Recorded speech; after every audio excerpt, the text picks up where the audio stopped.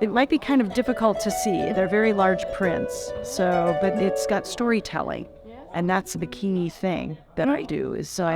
I tell modern stories through that. That is what my state pays me to do. And why are you in Sweden? It is Swedish painting, the sort of svenska bonadsmålningar. Yes. And also I do painting for the painting that was done in Dalarna, the dalmålning art as well. Okay. And my voice in that as an artist is I use those traditional imagery to tell modern-day stories.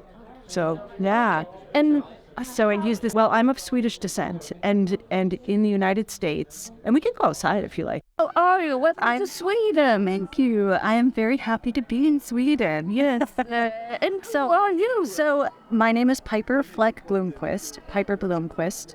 I'm a contemporary folk artist. I live in the United States, in the state of North Dakota, right on the border of North Dakota and Minnesota, up near Canada. And in that area of the United States, there are a lot of descendants of Swedish immigrants and descendants of Nordic immigrants, as well as many other Germans and German from Russia. But one of the things that is prominent in our area are people are wanting to always be in touch with their heritage. I started as an artist learning to do Norwegian rose mauling because that's very popular. I lived in an area with a lot of Norwegian descendants. And in one of the classes, I discovered there was something that looked a little bit Nordic, but wasn't exactly Nordic. And I learned that it was Swedish bonadsmålning and also Swedish dalmålning, and fell in love with it. I fell in love with it as an artist. It was beautiful stories, the flowers, the decorative motifs, everything was beautiful. And I just fell in love. And as an artist, it was fun to learn. And I'm now, this was 25 years ago. And I've been looking for anything I could find on Swedish dalmålning or bonadsmålning. And in 2018, I was granted a fellowship through the American Scandinavium Foundation. It's a group in New York, and their goal is to take descendants of Nordic immigrants in the United States and pay for us to come to the Nordic countries to learn the folk arts and bring them back to the United States to help perpetuate it and keep it going. So I had one fellowship in 2018, and that's where I discovered the Bonadsmuseum, and I have been working with them very closely since. This year I have been given a second fellowship to come and help create relationships between the United States and the painters of bonads here. And so I'm here participating in this event today and showing some of my work. And then I will come back in July and I will be painting a piece to hang at the museum, and it will be donated at the museum in Hallandsgården. And so hopefully we will get some connections, and maybe even my dream would be to help get some of the old original historical bonader and dalmåleri and have them be brought over to the United States, because there are so many painters who want to see these in person. It's so much better to see the old ones than just looking at them. have you been in Dalarna? I have been in Dalarna quite often. I have a wonderful friend who lives in Leksand. And so she is Swedish. She was born in Leksand, but she must be 86 now, but you would never know. I mean, she's very spry, 86. She moved to the United States when she was maybe 20 and married someone and lived there. And now she lives in Minnesota in the winter and then returns to her home in Leksand in the summer. And so when I come to Sweden, I get to visit her there as well. So when I come in July, I will be in Halland.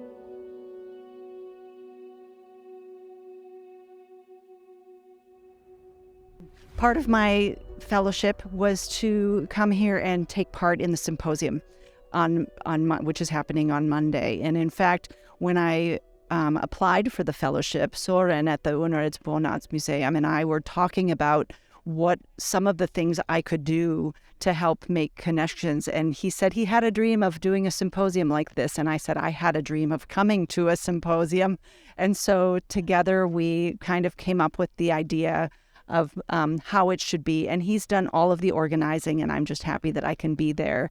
One of the things that I'm going to be doing is we have 3 international bonad painters there. Sue Prince from UK, Sebastian, and I've not met Sebastian. I think his last name is pronounced Leveleur. I think he's French. And then I will be there. And we will be talking about how all of us have been painting bonader and in our own countries and what our take is on it. And my take in the United States is I fell in love with the imagery and I fell in love with the stories, but I want to tell my own stories and I want to tell modern stories. And so I have done that in my state where I've met with elders who are living in elder care facilities and had them talk to me about what life was like growing up on the North Dakota Great Plains and gave me examples. And then I go home and draw out the story on a canvas, maybe bring it back into the elder care facility and have them paint a little bit on it. And then I go home and finish it up. And it's kind of a way to record history, actually. But it looks like bonader, or my version of a bonader. And then I do the same thing with dalmålning as well. And I do have a piece here that I don't know how to show that. This was a piece that I had done. So this is a print. The original is maybe a 1.5 meters, 1.75 meters tall, and 2 meters long. And so it's quite big. So this is a very small picture. And this tells the story of the early days of the COVID-19 pandemic and the things that the artists in the state of North Dakota were doing to help ease the isolation. And so it is called Pandemic Spring. The name of the painting is called Silver Linings because even in quarantine, there were always silver linings. There were things that came out of the quarantine that had positive effects, the way people came together to sustain their culture. We had artists here across the middle row, right in the very center underneath the arch. Everybody stopped what they were doing to make masks for our community. And that probably was the same in a lot of places. The script says, we all set aside our projects, our quilting, our jingle dresses, our ribbon skirts, our crafting to make masks for our community. And jingle dresses and ribbon skirts are the crafts that are done on Indigenous reservations, which we have a lot of in North Dakota. And I do a lot of work where I try to include collaborations with that population and with all of the populations that live in North Dakota. And then across the bottom are different things that artists and people were doing to help with elder care. Hallway bingo at the very far corner. That's where elders were all in their individual rooms and could not come and play the game of bingo.